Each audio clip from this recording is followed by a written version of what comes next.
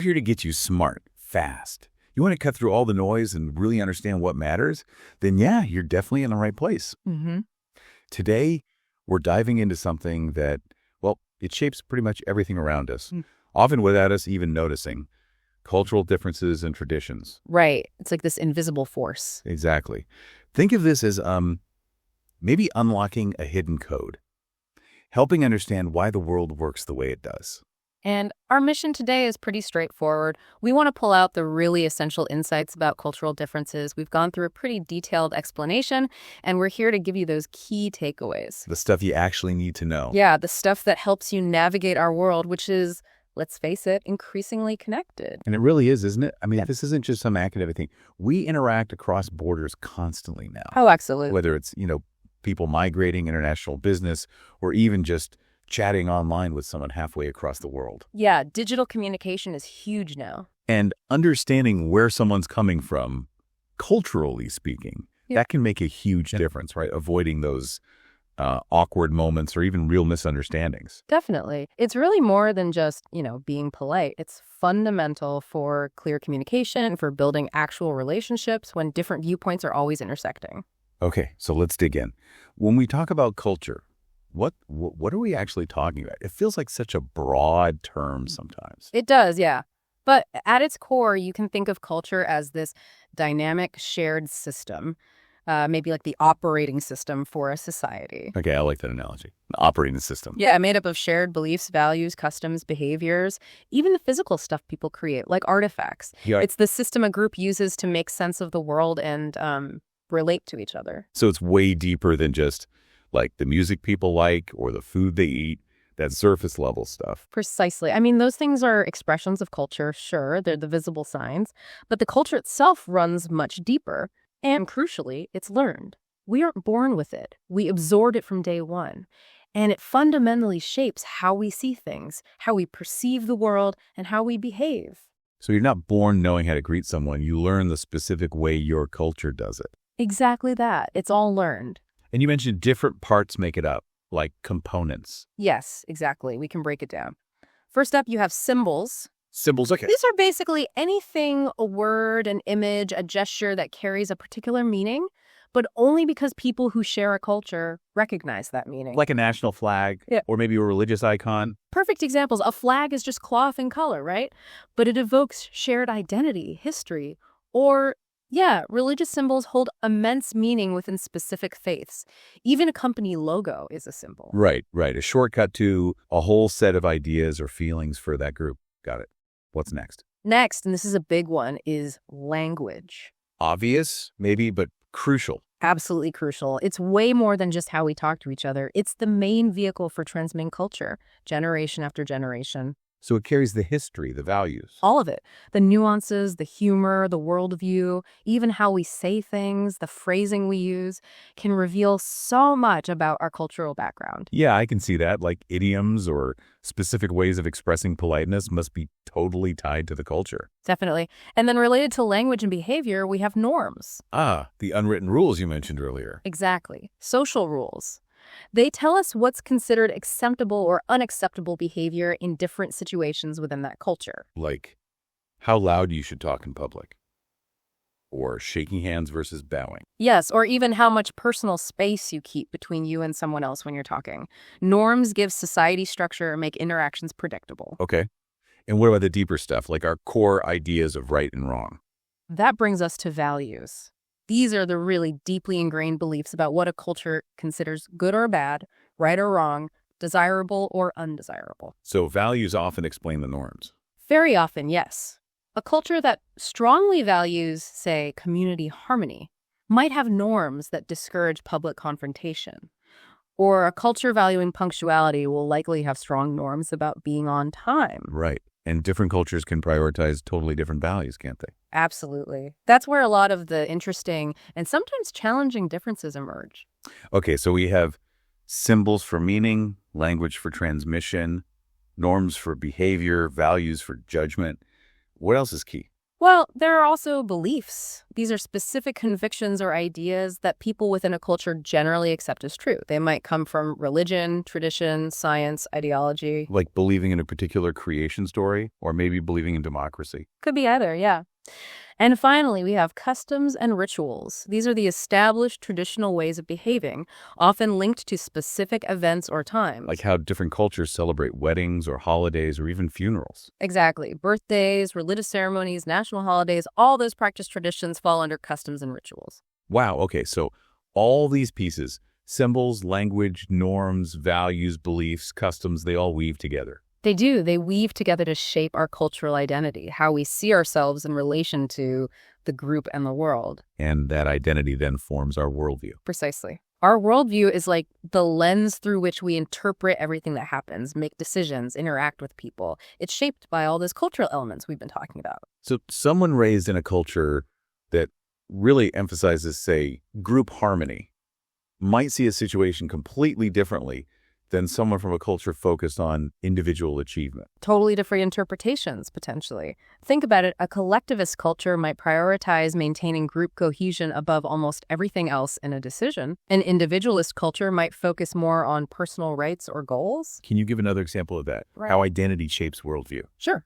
Take conflict. Someone from a culture that highly values indirectness and saving face might avoid directly saying no or expressing disagreement.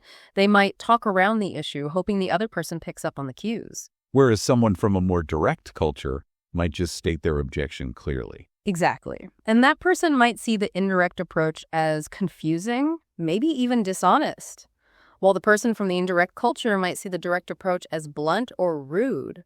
Neither is right or wrong, just different cultural programming. It really makes you think about your own default settings, doesn't it? I know I tend towards directness, and I can see how that might not always land well everywhere. It's a valuable reflection. Recognizing our own cultural lens is the first step. Okay, so we've got a handle on the building blocks of culture. How do these differences actually, show up when people from different backgrounds try to communicate? Well, communication is probably the number one area where these differences become really obvious and where misunderstandings happen most easily. Makes sense. Language, as we said, is the most direct expression. But here's a key thing. Even when you're technically speaking the same language, the meaning behind the words can vary hugely across cultures. So it's not just about bad translation. Not at all. It's about the cultural context embedded in the words. Take a really simple word, yes. Okay.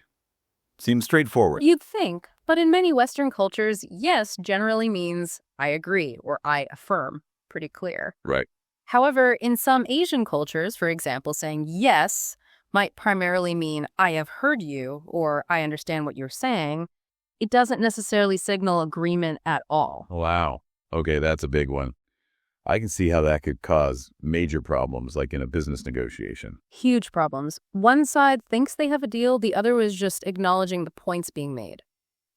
It's a classic example of wires getting crossed due to cultural communication styles. So you could literally lead the same conversation with two totally opposite understandings of what happened. Precisely. And this difference extends beyond single words to entire communication styles. How so? Well, think about directness again. In many Western cultures, like the US or Germany, communication tends to be very direct and explicit. You say what you mean, clearly and openly. Get to the point. Lay it all out. Right. The focus is on the literal message. But in contrast, many cultures in Asia, the Middle East, even Latin America tend towards more indirect, high-context communication. High context. What does that mean exactly? It means a lot of the meaning isn't in the words themselves, but in the surrounding context.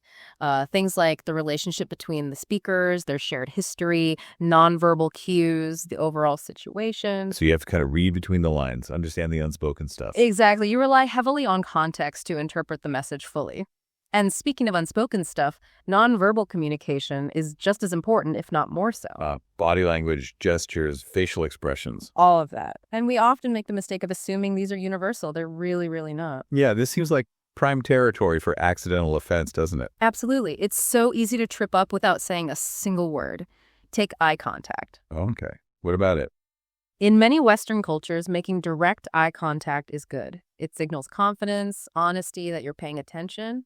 Right. Look someone in the eye. Shows you're being straight with them. But In many Asian and African cultures, and some others too, holding direct, prolonged eye contact, especially with someone older or in authority, can be seen as disrespectful, even aggressive or challenging. Whoa.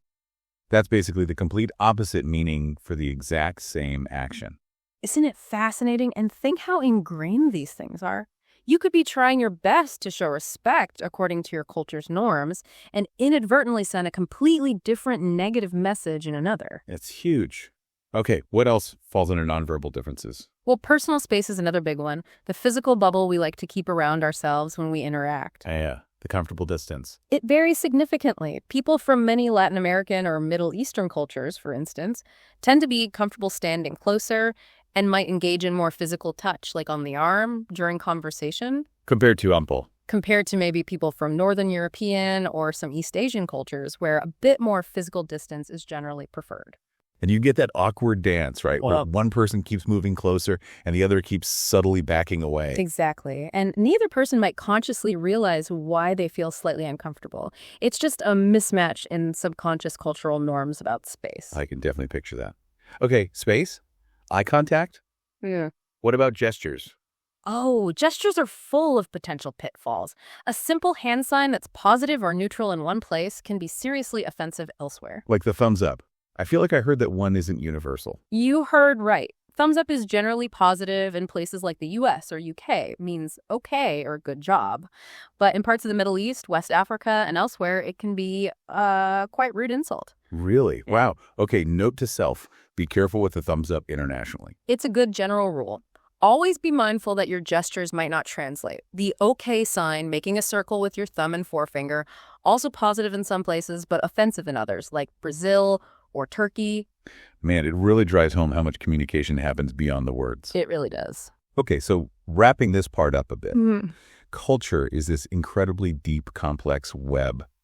Shared beliefs, values, norms, language, symbols. And it shapes everything. Right. Our identity, how we see the world, Right, our fundamental worldview. and critically, how we communicate, both verbally, with the nuances of language and directness versus indirectness. And non-verbally through things like eye contact, personal space, gestures, all carrying potentially different meanings. And not being aware of these differences is where the misunderstandings, the friction, can easily creep in. Precisely.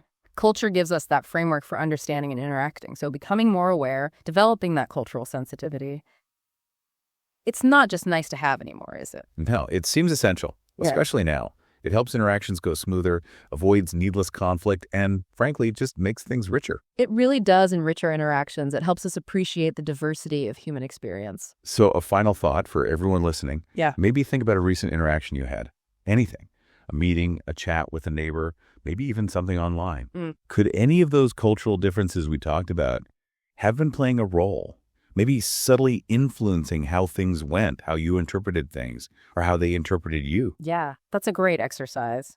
Trying to spot that invisible thread of culture in your own daily life, it's often there when you start looking. It really makes you think. Absolutely. And look, what we've covered today, it's really just scratching the surface, isn't it? Oh, definitely. The world's cultures are incredibly rich, incredibly diverse. If anything we talked about sparked your curiosity, a specific region, a communication style, anything, we really encourage you to dig deeper. Consider this the start of the journey. Exactly. The more we understand about these differences, the better equipped we are to, connect with people across those cultural bridges. Couldn't agree more. Thanks for breaking that all down. My pleasure. It's fascinating stuff.